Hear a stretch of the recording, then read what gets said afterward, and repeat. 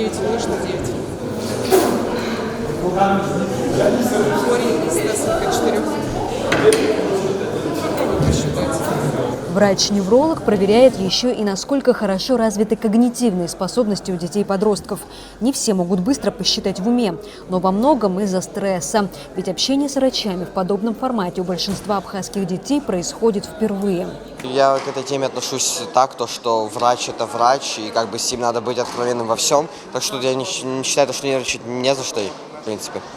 Как говорит невролог, особых патологий в нервной системе у школьников нет. Но видно, что многие старшеклассники информационно загружены. Часто встречающиеся патологии такого возраста – это головные боли, напряжение у детей, особенно в старших классах в связи с повышенной нагрузкой. Перед поступлением они возникают.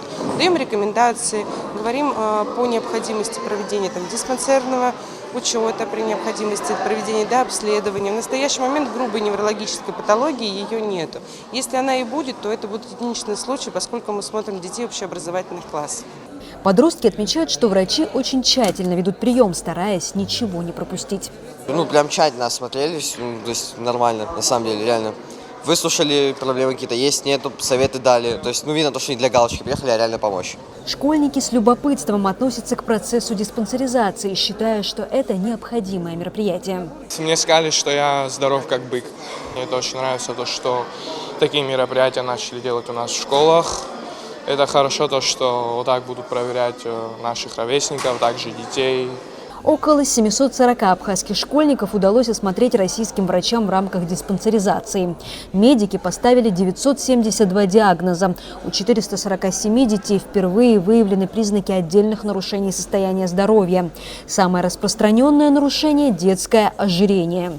Встречаются и с избыточной массой тела, и с ожирением, которое есть, не скажу, что очень часто, но тем не менее, все-таки для этих регионов, где такое хорошее и питание, и воздух, и море, и двигательная активность, но тем не менее, и такое встречается, и это та проблема, которую надо решать уже в детском возрасте.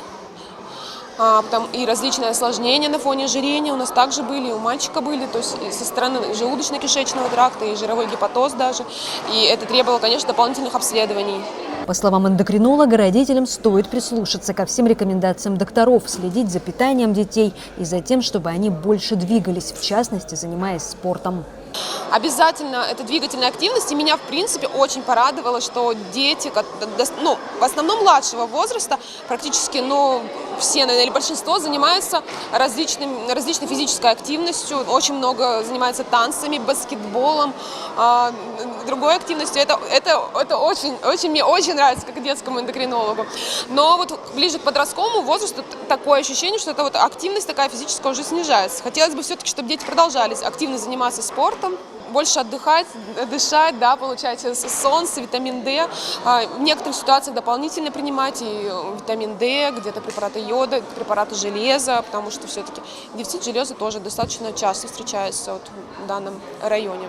Масштабная диспансеризация детей Абхазии началась 12 февраля по договоренности с Минздравом России. Процесс охватит все города и села республики. Сегодня в пути уже 2 бригады. 3-я и 4-я, которые будут дислоцированы, одна в Ишерской школе Сухумского района города Сухум, и будет 4-я бригада дислоцирована в городе Гудаутов, в центральной районной больнице. Будет с завтрашнего дня охвачена сельская школа Куланархуа.